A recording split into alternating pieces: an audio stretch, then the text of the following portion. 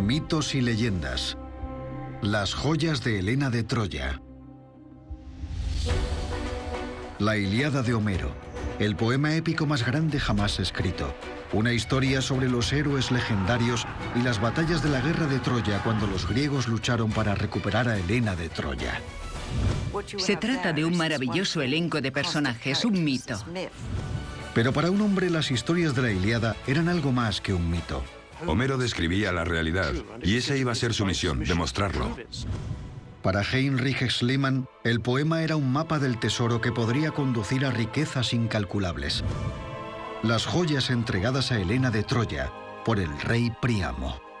Era oro y tenía un valor incalculable. Schliemann vivió con esta obsesión durante 20 años.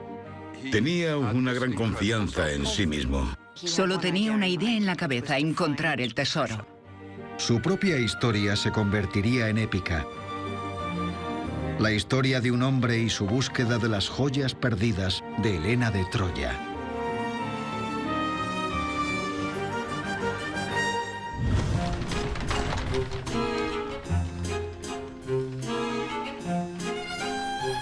En 1866, el hombre que dedicaría su vida a encontrar la Troya de Homero llegó a Londres. Heinrich Schliemann era un rico hombre de negocios alemán aficionado a viajar y de una curiosidad incansable. Schliemann llegó a Londres cuando comenzaba una revolución intelectual. Charles Darwin había reescrito los orígenes de la humanidad y sus hallazgos habían generado una nueva ola de curiosidad.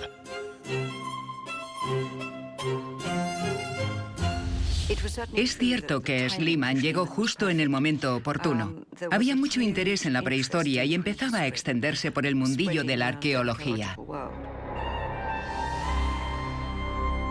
Hasta ese momento se pensaba que la civilización europea había comenzado con la Grecia antigua. Pero empezó a surgir una corriente que apuntaba a que los orígenes se podrían remontar a mucho antes, que el pasado de la humanidad estaba aún por descubrirse. En la época de Schliemann, la gente no sabía que existía más historia antes de la antigua Grecia. Para Schliemann, encontrar la primera gran civilización europea suponía un reto digno para un hombre rico que quería labrarse una reputación. Y a pesar de su falta de experiencia, planeó invertir su vasta fortuna en la floreciente ciencia de la arqueología. El campo de la arqueología era uno de los temas más interesantes de estudio. No creo que Schliemann estuviera interesado en hallar la prehistoria. Sus motivos no eran tan intelectuales. Era un hombre de negocios que se pudo retirar joven y buscaba algo interesante que hacer. A Schliemann le atrajo la idea de unir mediante la arqueología sus dos pasiones: hacer dinero y la legendaria historia de Troya. Quien hiciera algún descubrimiento se aseguraría un glorioso futuro. Schliemann afirmaba haberse obsesionado con Troya desde su infancia, cuando leyó por primera vez la Ilíada. Escrita por Homero, la Ilíada cuenta la historia de un gran rey llamado Príamo, que gobernó la ciudad de Troya alrededor del año 1250 a.C. La historia de Troya lo tenía todo para un arqueólogo. Un mito muy enriquecedor y muchos personajes. Paris, hijo del rey Príamo, causó el caos al seducir a la preciosa princesa griega Helena y se la robó a su marido Menelao para llevarla a la ciudad de su padre. Se decía que Helena era la mujer más hermosa del mundo. Como represalia, Agamenón, rey de Micenas, la ciudad más poderosa de toda Grecia, envió 1000 naves para recuperar a Helena y asentó a su inmenso ejército cerca de los muros de la ciudad. Los griegos hicieron coalición bajo Agamenón. Se juntaron para recuperar a Helena por la fuerza. Lo que lo hace tan fascinante es que todo era de proporciones inmensas. Tras 10 años de asedio, los griegos se abrieron camino, matando a los habitantes de Troya y reduciendo a cenizas la ciudad. Lo tiene todo. Hay héroes, batallas, riquezas y mujeres preciosas.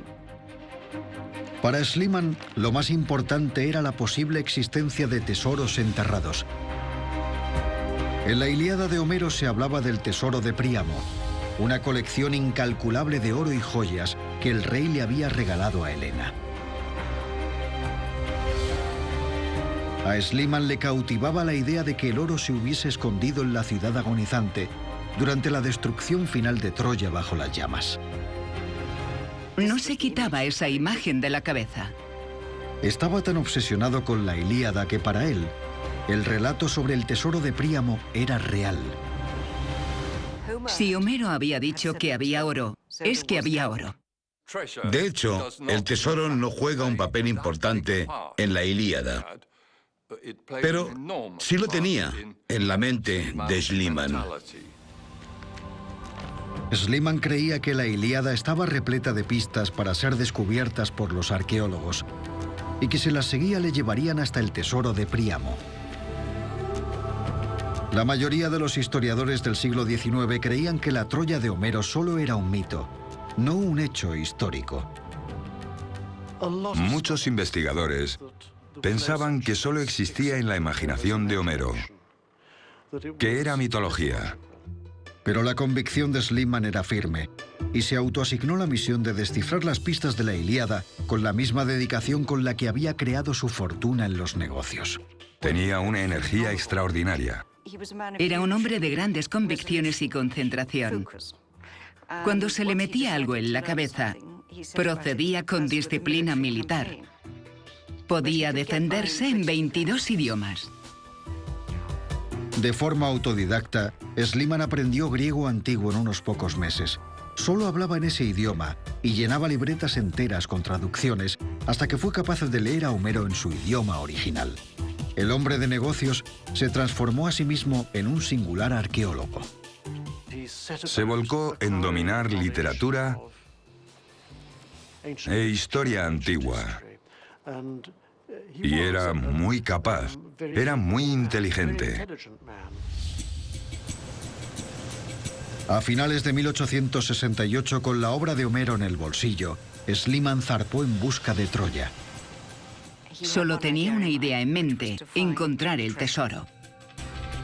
Su destino era la Tróade, una llanura en la costa noroeste de Turquía. Aunque Schliemann no era el primero en buscar Troya en ese lugar, estaba seguro de que con la ayuda de Homero podría triunfar donde otros habían fracasado. Desde el siglo XIX, siempre se había buscado Troya en la zona noroeste de lo que ahora es Turquía, pero es una zona muy amplia. Buscar en Tróade no iba a ser tarea fácil. La zona ocupaba unos 160 kilómetros cuadrados. Y la Troya de Homero era 1000 años anterior a la antigua Roma.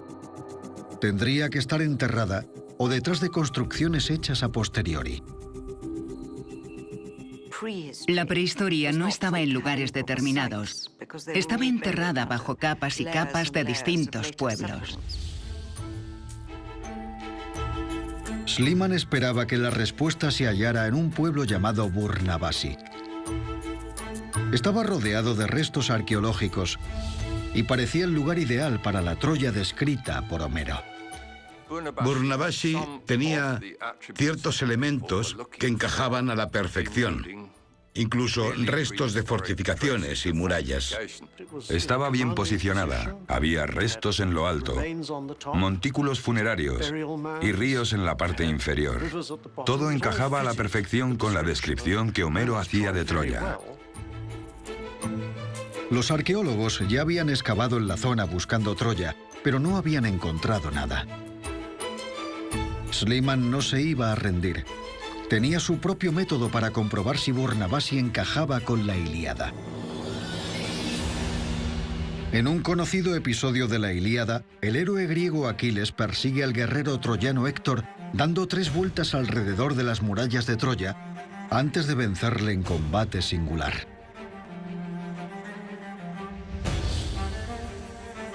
La idea de Schliemann era simple: tomar la palabra de Homero al pie de la letra y recrear la famosa escena.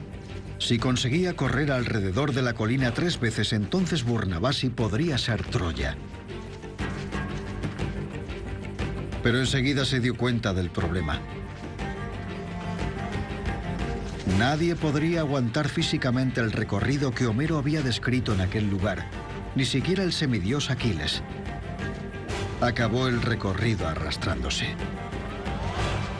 El problema es que estaba en una colina muy empinada. Y si alguien se toma la Ilíada literalmente, como hacía Schliemann, enseguida se hacía obvio que no era posible hacerlo. Schliemann lo vio claro. Homero no podía equivocarse, así que Burnavasi no era Troya. Concluyó que aquello no era Troya. Debía encontrarse en otra parte. Schliemann necesitaba proceder de otra manera, y su fe en Homero y la Ilíada estaba a punto de recompensarle.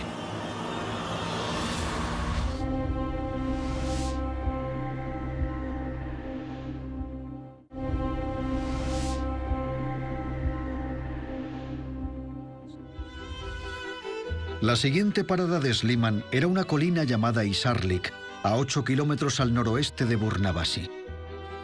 Bajo la sombra del monte Ida, Isarlik no era ajena a tales sospechas. Fue declarada la localización de Troya en el siglo XV, pero nadie había aportado pruebas. Cuando Schliemann llegó, se encontró la zona ocupada por otro arqueólogo llamado Frank Calvert. Calvert también soñaba con encontrar Troya y había comprado la mitad de las tierras de Isarlik para dirigir sus propias excavaciones. El problema para Frank Calvert era que no tenía suficientes fondos para financiarse a gran escala. Así que cuando Schliemann apareció, vio una oportunidad, un hombre con mucho dinero al que le podía interesar su proyecto. Emocionado ante la idea de una excavación más amplia, Calvert presentó a Schliemann el secreto de Isarlik. Lo que parecía ser una colina era en realidad un amontonamiento de tierra hecho por el hombre. Lo que su excavación había descubierto era que no solo había ruinas griegas y romanas en la superficie, y que se veían perfectamente, sino que debajo de ellas había capas de periodos anteriores. Nadie sabía con certeza, ni siquiera Calvert, la antigüedad de la colina. Pero pensaba que la zona podría remontarse al año 1250 a.C., la época de la Ilíada y Helena de Troya. Creía que había muchas posibilidades de que debajo de las ruinas estuviera la ciudad de la que hablaba Homero. Schliemann sometió la colina a su test de Aquiles. Al contrario que Burnavasi, el sitio pasó la prueba. Isarlik encajaba a la perfección en la imagen mental que Schliemann tenía de Troya. Había un templo en ruinas, ríos en la parte inferior y una cordillera lejana. Todo el paisaje encajaba con la descripción de la Ilíada.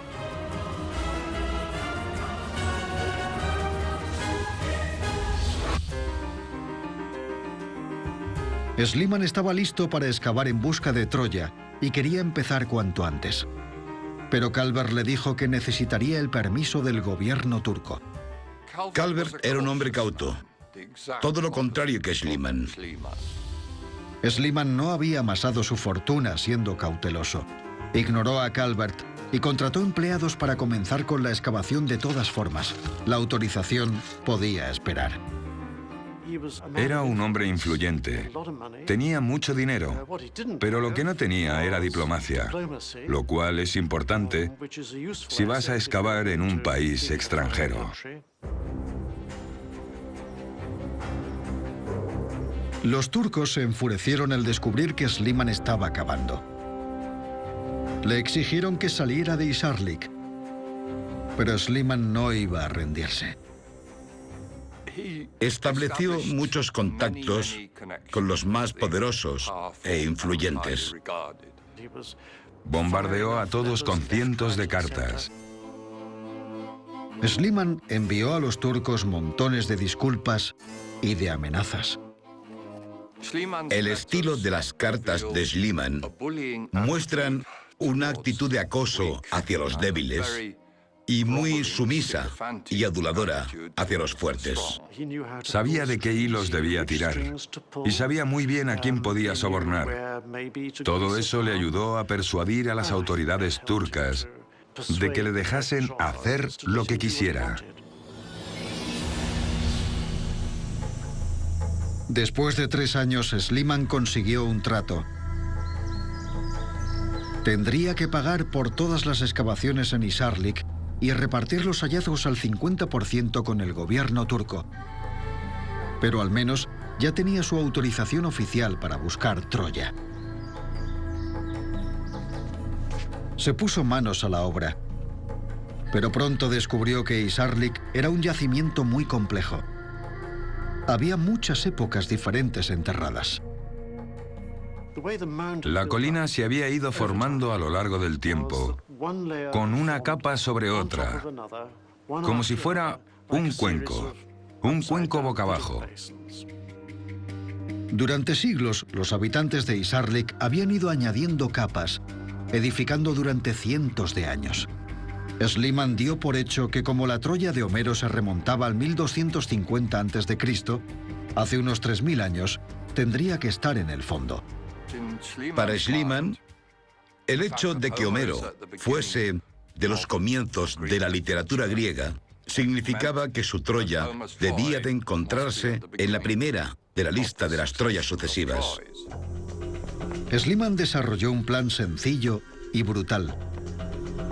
Podría quitar de golpe gran cantidad de capas, arrasando con todo hasta llegar al centro de la colina. Aquello era una medida tremendamente drástica, incluso en la década de 1870. Sliman era así. Quería ir directo al grano, encontrar el tesoro, construir la imagen de Troya y ser el hombre que la descubriera. Frank Calver estaba horrorizado. Como arqueólogo profesional insistió a Sliman para que procediese con más cautela, separando con cuidado capas finas e ir cribando con cuidado los hallazgos. Por sus excavaciones, podemos conocer la forma de trabajar de Frank Calvert. A él le habría gustado que Sliman excavase despacio y con cuidado. Pero Sliman casi podía oler el tesoro de Príamo. Seguiría adelante con todas sus fuerzas. Sliman ignoró por completo los consejos de Calvert sobre el complejo yacimiento y la forma de trabajarlo. Como resultado, comenzó a abrirse una brecha en las relaciones entre Calvert y Sliman. Consiguió gran equipamiento y mucho personal. Su fortuna le permitía comprar toda la maquinaria de minería que necesitase. Su objetivo era deshacer grandes porciones de tierra para llegar hasta el fondo lo antes posible. Había cabestrantes, palancas, incluso arietes, y lo más impactante de todo, la dinamita. Sus métodos eran un poco, digamos, alarmantes. Era un arqueólogo inconsciente y torpe. No respetaba los yacimientos, no marcaba las zonas correctamente. Aquello supuso que se perdiesen detalles valiosos por su culpa, echando a perder grandes cantidades de restos. Sliman solía recibir a menudo la visita al yacimiento de su mujer Sofía, una joven griega 30 años menor que él. Sofía le recordaba a Helena de Troya y estaba desesperado por implicarla en la búsqueda del tesoro de Príamo.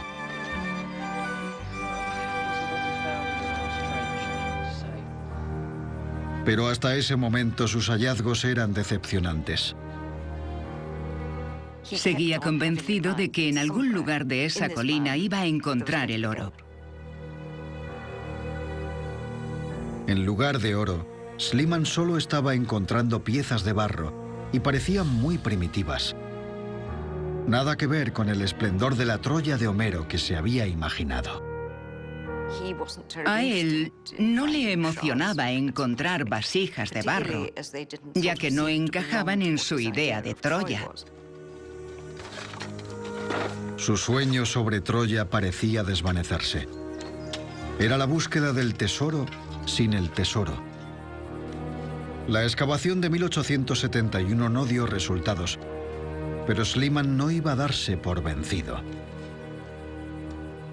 Era cuestión de excavar aún más, llegar a capas más profundas y así encontraría el oro.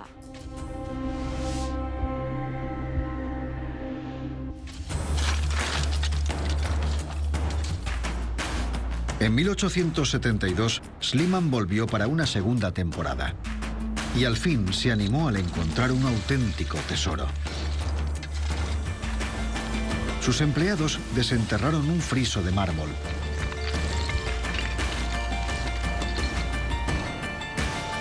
Mostraba al dios Apolo en su carruaje tirado por 4 caballos. Schliemann se dio cuenta de que procedía de un templo griego que había ocupado la colina aproximadamente en el año 300 a.C. Eso eran unos 1000 años después de la Troya de Homero. Pero al menos había encontrado algo. Era un hallazgo muy importante y tenía mucho valor. Pero había un problema con el hallazgo. Schliemann había encontrado el friso en las tierras de Frank Calvert y el trato que tenían era que repartirían las ganancias. El trato que tenía con Frank Calvert era que iba a repartir todo. Pero ¿cómo se podía dividir un hallazgo así? Uno de los dos tendría que quedárselo. Schliemann regateó con Calvert como si fuera su rival en lugar de su compañero. Era implacable con las personas. Si las cosas no salían como él quería, se volvía difícil de tratar. Se ofreció a comprarle su parte del friso a precio de mercado según su tasación. Por supuesto, su valor real era mucho más alto. A Calvert no le era ajeno que Schliemann era un hombre de negocios despiadado, pero aún así creo que le sorprendió su comportamiento. Para Calvert fue la gota que colmó el vaso. Se marchó de la excavación.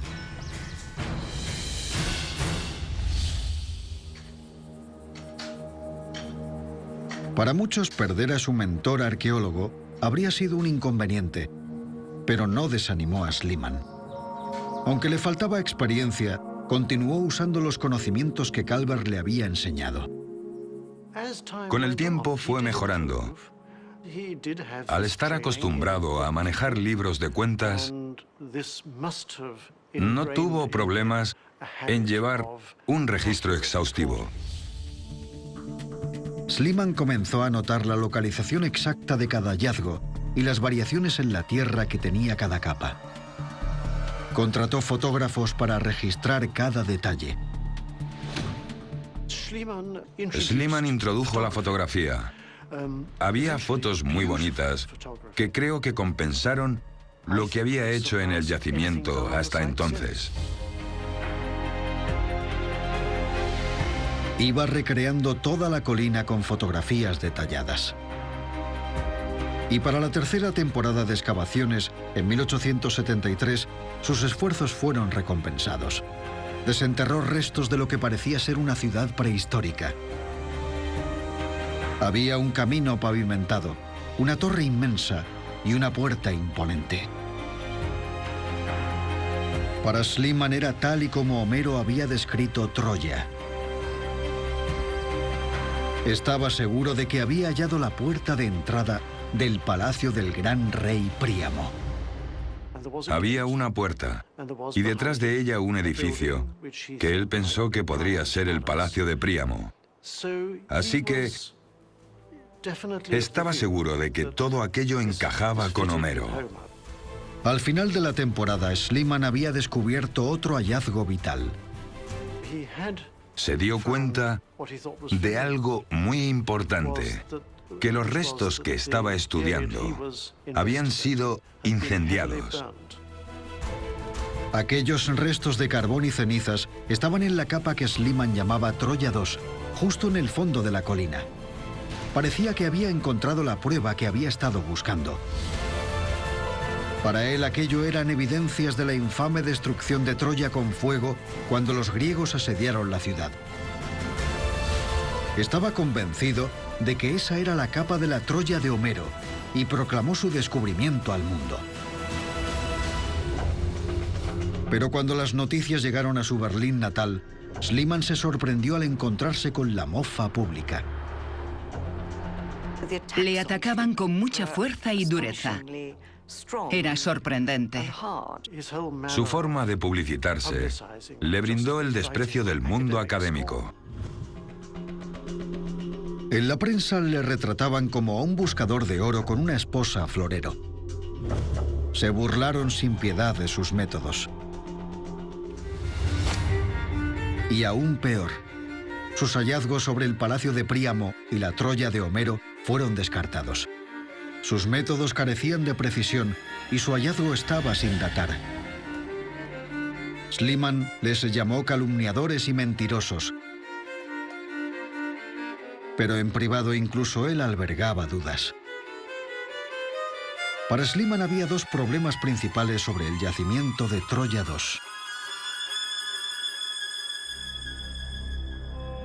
En 1873 se dio cuenta de que el yacimiento era demasiado pequeño en comparación con lo descrito por Homero. Según Homero, Troya era una ciudad próspera con aproximadamente unos 100.000 habitantes en aquella época. Pero el yacimiento que Schliemann había encontrado solo ocupaba el equivalente a un campo de fútbol. Si Troya II era la de Homero, tendría que ser mucho mayor. Y había un segundo problema. Homero hablaba de que Troya tenía oro en abundancia. Pero todo lo que Schliemann había encontrado era alfarería primitiva. Con solo 2 semanas por delante para acabar la temporada de excavaciones, Schliemann sabía que tenía que hacer algo para salvar su reputación. Tenía que encontrar pruebas irrefutables de la Troya de Homero. Nadie daba crédito a su trabajo. Y él era incapaz de tolerar cualquier tipo de crítica. Entonces, justo antes de que acabase la temporada, ocurrió algo. Schliemann contó que en mitad de las excavaciones, de pronto dio con algo escondido en el muro de Troya II.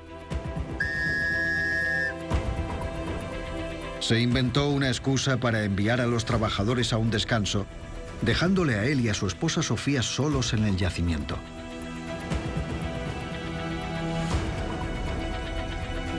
Aseguró que ella fue el único testigo del hallazgo de su vida.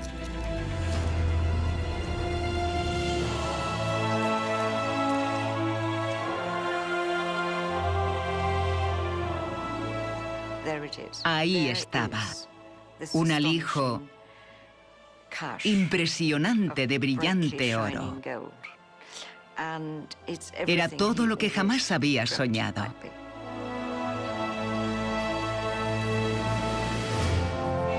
Había brazaletes, collares, anillos de oro, cálices y muchas otras cosas. Había recipientes de oro y plata y muchos objetos de bronce. Al parecer, todo guardado junto. Había oro y tenía mucho valor. Seguro que en ese momento estaría pensando, lo hice, por fin lo he conseguido. Para Schliemann, el oro solo había podido llegar hasta allí de una manera. Era el tesoro de Príamo, abandonado en el muro mientras los troyanos huían de la ciudad en llamas. Tenía la prueba de que no se había equivocado, para callar a la gente que no le creía. Schliemann llamó a su descubrimiento las joyas de Helena. Como gesto triunfal, Schliemann contó que Sofía llevó parte del tesoro a casa envuelto en su manto rojo. Era obvio que todo aquello le producía muchísima emoción.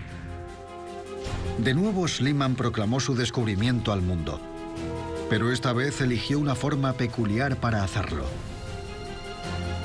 Llamó a un fotógrafo y crearon sin saberlo una de las fotografías más famosas en la arqueología. Hizo que Sofía se vistiera y se pusiera las joyas para hacerle una foto. La fotografía dio la vuelta al mundo.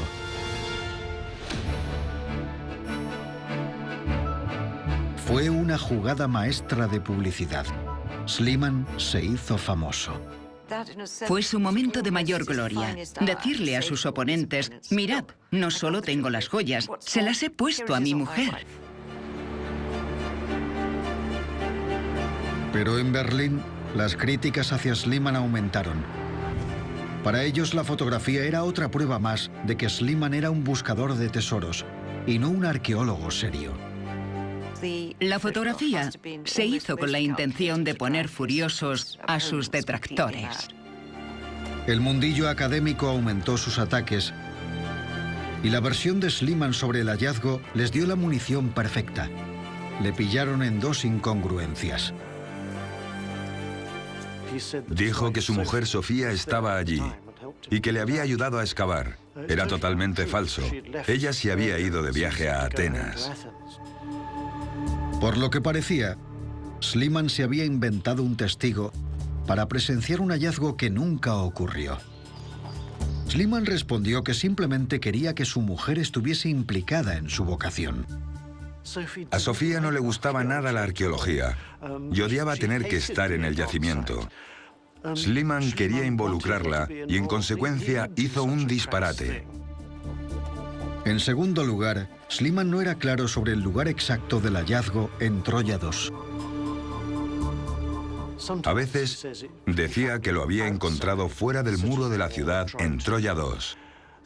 Otras que lo había encontrado dentro del muro. Y todo eso incrementaba la sospecha de que el tesoro, o parte de él, era falso. Las acusaciones apuntaban a que Schliemann había creado un tesoro falso contratando a un joyero. Aún hoy en día hay expertos que aseguran que sus hallazgos no son fiables. El descubrimiento del tesoro de Príamo había sido adornado, manipulado y era completamente falso. Pero a pesar de las acusaciones, el público quería creer a Schliemann. Y lo más importante, las joyas encontradas parecían corroborar su historia. Schliemann hizo que fotografiasen y dibujasen todas las piezas por distintos artistas para su publicación, y cuando los expertos estudiaron el tesoro encajaba a la perfección en el estilo con la historia de haber sido encontradas juntas. A pesar de todo, las joyas parecían ser las de Helena de Troya. Creo que el tesoro de Príamo era auténtico en su mayor parte, y que Schliemann lo encontró donde dijo, salvando algunos detalles. Quizás hubo algo de confusión con algún objeto. Pronto los críticos serían el menor de los problemas de Schliemann. El gobierno quería la mitad del botín y que el tesoro permaneciese en Turquía. Los turcos protestaron con razón. Decían que el tesoro les pertenecía. Pero para Schliemann, él lo había encontrado y no sería de nadie más. Schliemann creía realmente que todo lo que había encontrado le pertenecía. Rápidamente recogió el tesoro y lo escondió en Grecia, donde se cree que le pidió a la familia de Sofía que lo guardase a las afueras de Atenas. Para él, encontrar el oro no era suficiente. Para Schliemann, ya no solo se trataba de encontrar el tesoro, tenía que acallar las críticas y probar la autenticidad de todo. Quería ser un verdadero investigador. Quería ser aceptado como tal. En cierto modo, era patético ver lo desesperado que estaba por ser considerado un igual por los académicos. Schliemann necesitaba demostrar que había encontrado el tesoro de Príamo, y podría hacerlo si probaba que databa del 1250 a.C., la época de la Ilíada. La pregunta era si realmente había encontrado Troya o no. Pero en los comienzos de la arqueología, datar los objetos no era fácil. El único método fiable era comparar los objetos de barro que Schliemann había encontrado cerca de las joyas de Helena con una muestra de la misma época.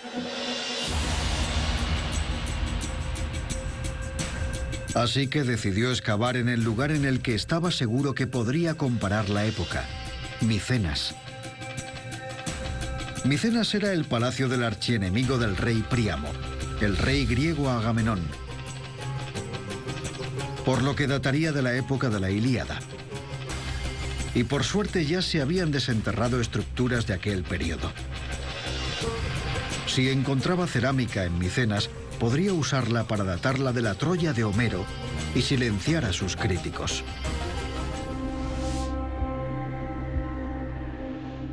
Con su reputación en juego, Schliemann comenzó a excavar en Grecia. Una vez más, decidió hacerlo siguiendo las pistas de su clase favorita de guía: los escritos de un autor antiguo. El escritor griego Pausanias decía que en Micenas se encontraban las 5 tumbas de Agamenón y sus amigos más cercanos. Los expertos creían que Pausanias no era fiable, pero Schliemann siguió sus relatos como si de una guía se tratara. En solo unos días dio con algo: tumbas formando un círculo de fosas, cada una con un tesoro, tal y como Pausanias describía. Y un hallazgo destacó sobre los demás: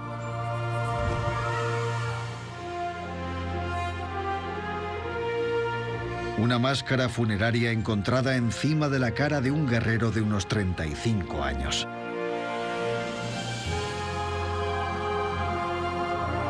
Se cuenta que Schliemann telegrafió al rey de Grecia diciéndole: «He contemplado el rostro de Agamenón». La estrategia poco imaginativa de Schliemann no debería haber funcionado, pero lo hizo. Con su confianza de arqueólogo renovada, Schliemann creía que si conseguía regresar a Isarlik una vez más, podría probar finalmente que había encontrado la Troya de Homero. En 1890, Schliemann había hecho las paces con el gobierno turco y se le concedió permiso para enfrentarse a excavar una vez más. Su plan: usar la cerámica y las construcciones halladas en Micenas para confirmar de una vez por todas que la colina de Isarlik databa del año 1250 a.C. y que realmente había encontrado el tesoro de Príamo. Por entonces Schliemann tenía una gran ayuda profesional al contratar al ingenioso arquitecto Wilhelm Dörpfel. Tenía una forma especial de entender y registrar la arquitectura, y sabía cómo poner sobre el papel las características y complejidades del yacimiento. Bajo la influencia de Dörpfel, Schliemann accedió a pasar su atención de Troya 2 a otra capa llamada Troya 6, a unos 12 metros de la superficie. Schliemann había ignorado este nivel y había pasado directamente a través de él en su búsqueda de Troya 2. Dörpfel le sugirió que excavasen en busca de Troya 6, tan hondo como fuera posible, lejos de las excavaciones anteriores en el centro de la colina. En efecto, aquella amplia excavación dio sus frutos. Troya 6 era una ciudad mucho mayor, con edificios y cerámicas que encajaban con las que Schliemann había encontrado en Micenas. Al fin, creía haber hallado el objeto de su obsesión: la Troya de Homero. Pero junto al triunfo llegó la devastadora realidad.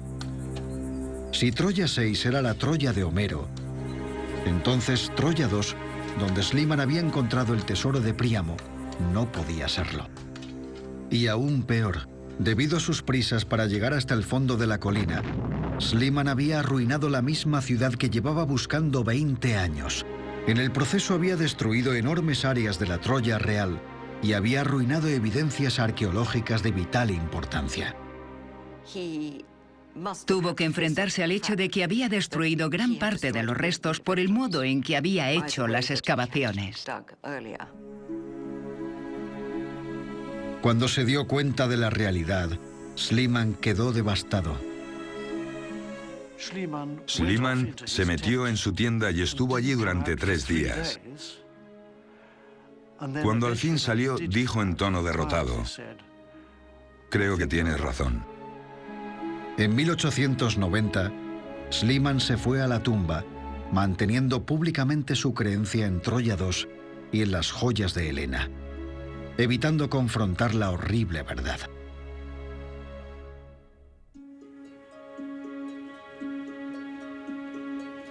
Pero el misterio del tesoro de Príamo estaba lejos de resolverse.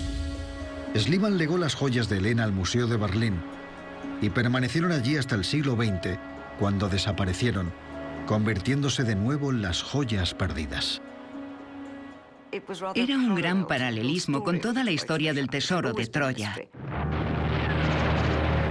En abril de 1945, Berlín, al igual que Troya, se enfrentó a la destrucción total a manos de los enemigos invasores.